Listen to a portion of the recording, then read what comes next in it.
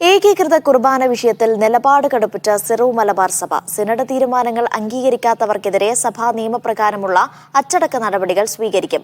നാളെ മുതൽ ഒരു കുർബാനയെങ്കിലും ഏകീകൃത കുർബാന അർപ്പിക്കണമെന്നും major archbishop Raphael Thattil അന്ത്യശാസനം നൽകി.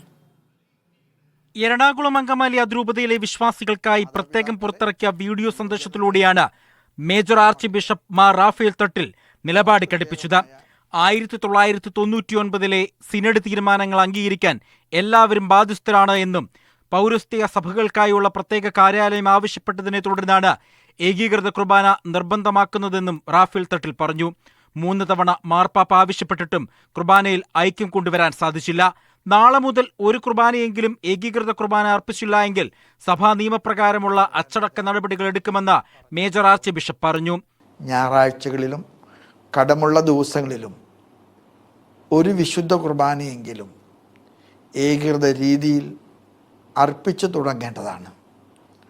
അതുപോലും ചെയ്യാത്ത വൈദികർക്കെതിരെ സഭാ നിയമപ്രകാരമുള്ള അച്ചടക്ക നടപടികൾ ആരംഭിക്കുമെന്ന കാര്യം കൂടെ അറിയിക്കുന്നു. 34 രൂപതകളിലും ഏകീകൃത കുർബാന നടപ്പിലാക്കി കഴിഞ്ഞു. സഭയുടെ കേന്ദ്ര രൂപതയായ എറണാകുളം അങ്കമാലി അതിരൂപതയിൽ മാത്രമാണ് നടപ്പാക്കാത്തത്. സഭാ നിയമങ്ങൾ അനുസരിക്കാതെ സ്വതന്ത്ര സഭയായി മാർപ്പാപ്പയുടെ കീഴിൽ നിൽക്കാമെന്ന വ്യാജ പ്രചരണങ്ങളിൽ വിശ്വാസികൾ വീഴരുതെന്നും മേജർ ആർച്ച് ബിഷപ്പ് വീഡിയോ സന്ദേശത്തിൽ ചൂണ്ടിക്കാട്ടി. മീഡിയ 1 കൊച്ചി.